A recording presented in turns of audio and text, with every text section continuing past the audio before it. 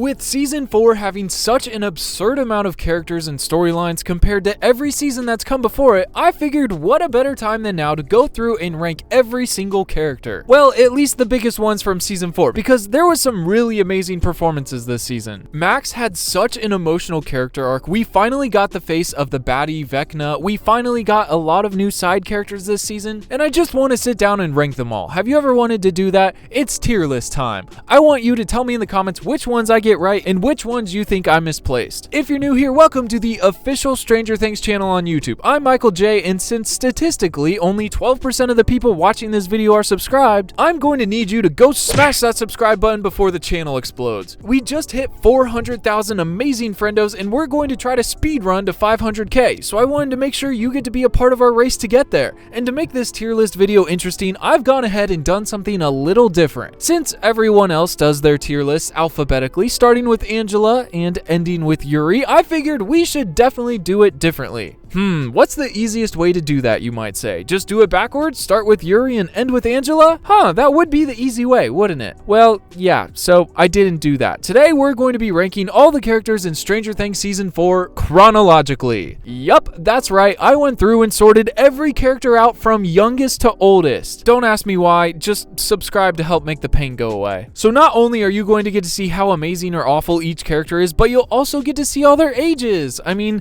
not that it matters, but I found it kind of interesting. And this means that we are starting off our list with you'll never guess who is the youngest. I mean, technically, they could have gone at the beginning or the end of the list. Yeah, the first one we're going to rank is the Mind Flayer. Yup, technically, if you go back 7 years to 1979 when Eleven first banished Henry to the Upside Down and Henry created him, it was just 7 years ago. Which is nuts! The giant conscious sand monster that is terrifying all the characters in the whole town of Hawkins at this point is just 7 years old. I'm just a baby! That was a TikTok joke. I don't know if anyone will get that.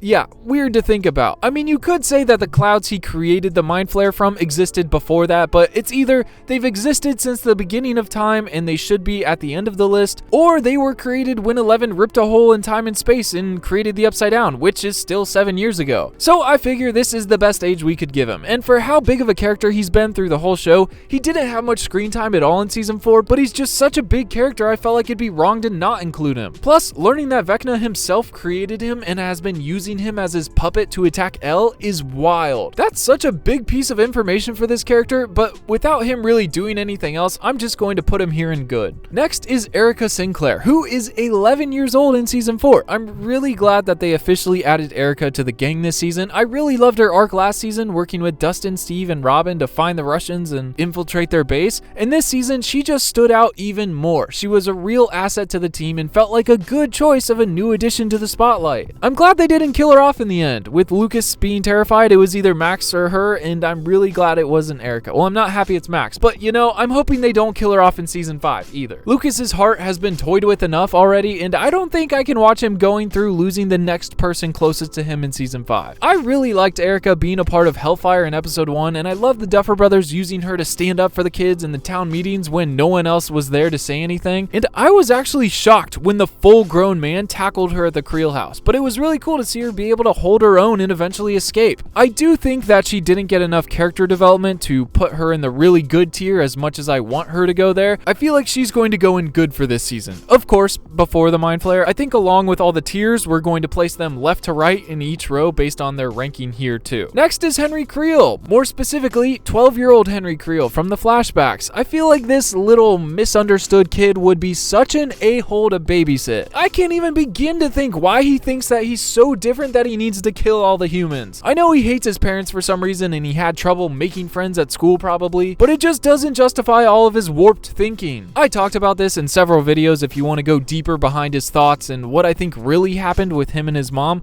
go watch this video for that. But long story short, I think they really need to flesh out his backstory in Season 5, and the Duffer Brothers have said that they're going to spend more time with him and his time in MK Ultra with Dr. Brenner, thank goodness. But for now, this little twerp is going in meh.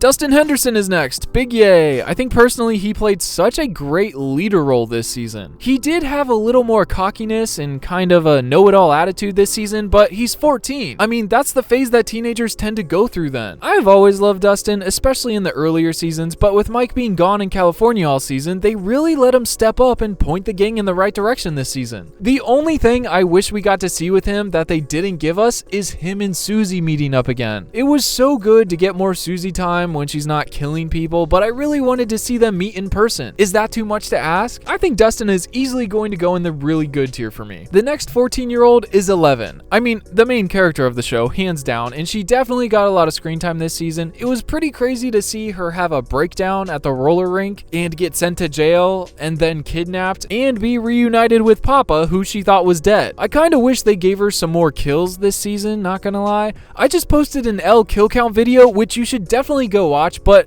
she only had 5 kills all season long, and she had the most people after her and the most Hawkins Lab flashback screen time. I feel like they didn't show her killing any orderlies like she did in season 1, so that Henry was more of the bad guy, but still, I wish she had a standoff against the military in the bunker or something and just went up against some Demogorgons trying to protect Vecna in the finale, but even still, it was just a really fresh look to watch her really try to blend in and be normal for the first time. I loved her Joyce-inspired style this season, and I think they did great with her character arc. I'm really excited to see what they do with her at the end of season 5 though, if she'll survive. Elle is going to be the first character in the best of the best, just for finally standing up to Angela. I wonder if she could remember her name after that. Mike is the next kid on the list. Honestly, him along with all the other California storyline characters got the short end of the stick this season. Not only were they completely oblivious to Vecna until the finale, but they also didn't really contribute much to the storyline, unfortunately. I always enjoy seeing him and Elle together, but most of the time he was just chasing her down and his time with Will was pretty awkward. I think besides his pep talk to Elle to defeat Vecna, his other best moment was his time in Hellfire in episode 1 or his time at Suzie's house. Unfortunately, Mike is getting the big meh for season 4. He's usually in really good, but they just sidelined him so hard for season 4. It's not his fault. Okay, so next and the last kid at 14 is Will, because canonically he turned 15 at the roller rink and everybody, including the Duffer Brothers, forgot that March 22nd was his birthday. Honestly, I know that they're thinking about retconning it and changing the tape's date so that they didn't forget his birthday, but to me it just makes his story even more sad. My only problem with it is I think that Joyce and Jonathon would have remembered, but besides that, I think they should leave it in. Along with Mike, Will definitely was underutilized once again this season and had an even worse haircut. The best part of his arc in season 4 are his hidden feelings and his bonding time with Jonathon. That was really emotional. Just for that alone, he gets to live in good tier for this season. Let's hope they give him the spotlight in season 5 without killing him off and Joyce finally takes him to get a real haircut for once. Next, our first 15-year-old is Angela. Honestly, one of the worst characters they've ever introduced in this show. I can't think of a character I've hated more than her. Even at the peak of hating Billy when he was trying to run the kids over in their cute Ghostbusters costumes, I still hate Angela 10 times more. She was so unnecessarily mean to Elle for no reason, like some high school bullies are, and it just seemed like she needed so much more than a roller skate to the face this season. She's 100% going at the top of the worst tier. I only wish that we got to see when Hopper learns that 11 was getting bullied so bad, he thought about killing Mike and covering it up just because he was dating Elle.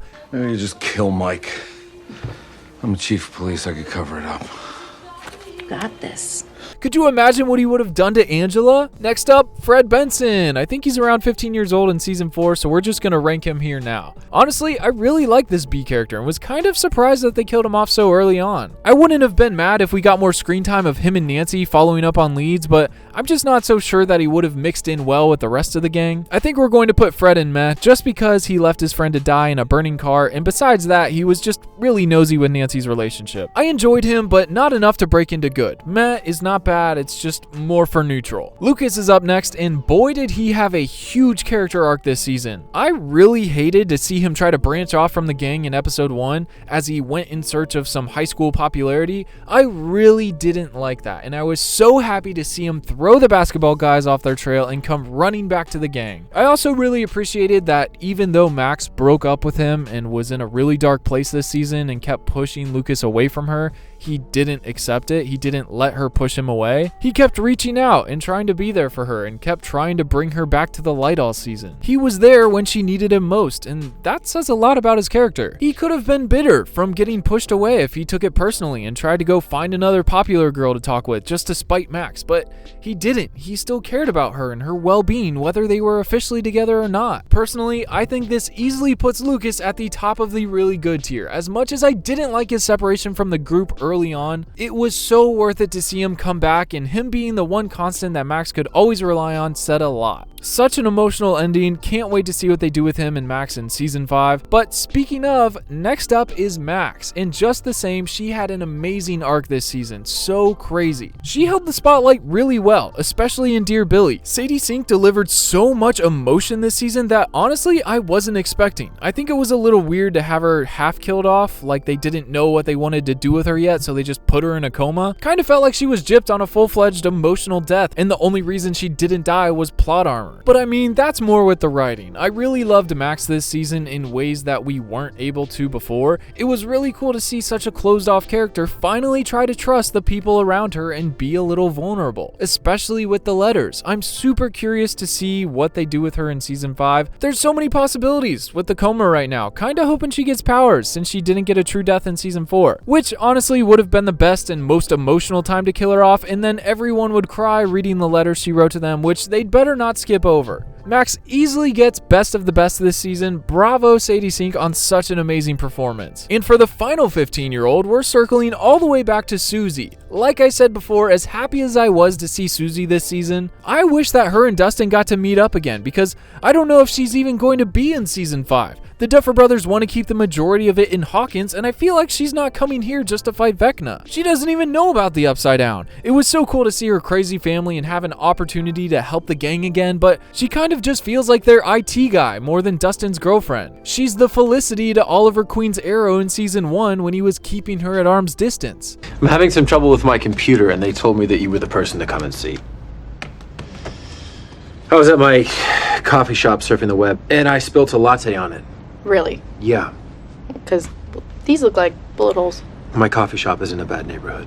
I did still enjoy her though, so I think she's going to go in the good tier. Now, for the only 17-year-old on the list, it's Chrissy time. One of the best characters with the least amount of screen time. It's crazy how much everyone fell in love with her for how little she was in it. It's like Barb in season 1, but on steroids, and I think largely it was because of that one scene in the woods where she clicked so well with Eddie, which was largely on the actor's performance, so bravo on selling this character. You nailed it. This alone created so many what-if scenarios on her and Eddie getting together if they both survived. I actually just had a screensaver commissioned of her attending one of Eddie's concerts in a what-if timeline. Definitely go get it on my Twitter at @It'sMichaelJ. It's my current phone background, and legally it should be yours too, so go over there and get it. Chrissy is going in really good for me just on the sake of her being such a likable character with such few scenes. Honestly, I was really surprised with how much I like this character. Next up is Argyle, our first 18-year-old. I knew he was going to be one of the comedically heavy characters this season, but just the same, his role was so insignificant to the main plot of the story, it's hard to rank him high.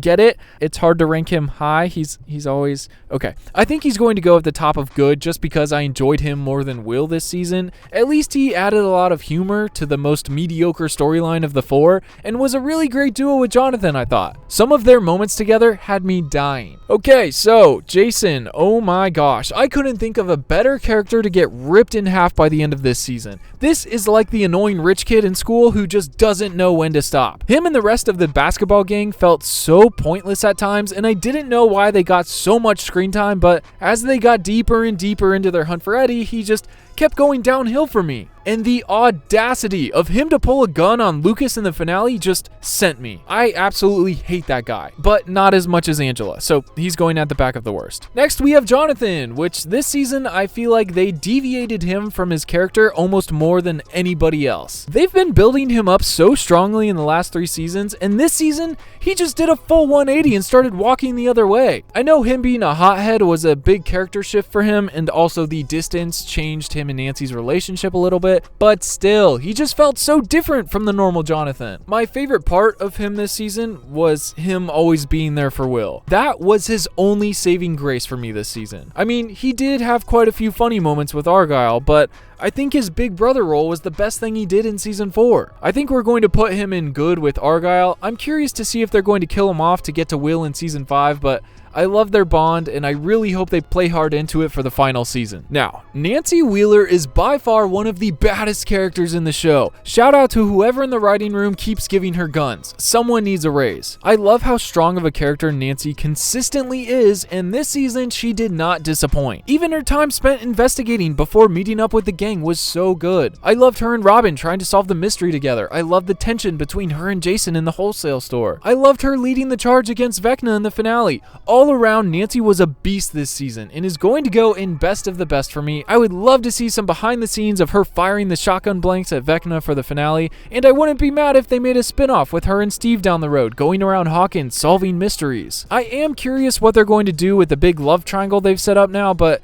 she still did a great job this season. Absolutely loved it. Moving on, we have Robin. It was really nice to see her officially be added to the gang this season and take the Creel mystery head on with the rest of the kids. She has just enough craziness and tenacity to push the gang forward and help them get the things that are just out of reach. I kinda like how different of a character she is compared to everyone else in the gang. They really let her be herself this season and kinda be all over the place. And I think it worked really well. She had a lot of funny moments too, and I hope she's with the gang through the rest of the show. I think she's going to go at the top of good for now. Which perfect segue into the last 18-year-old is Robin's love interest, Vickie. I know she's not a huge character, but I just really wanted to include her because of how much I liked her. I loved Vickie and Robin's struggle to be noticed by her a little more than I thought. I think she's a great little side quest for Robin, and I love Steve being her wingman to impress Vickie. And just seeing them finally get together and just talk in the end was really satisfying. As much as they don't have time for relationships and love interests in season 5 with the world ending, I kinda hope that she's still in the show. She's going to easily go in good for me. Steve Harrington is the only 19-year-old on this list, and since that doesn't affect his character ranking at all, let's talk about everything that does.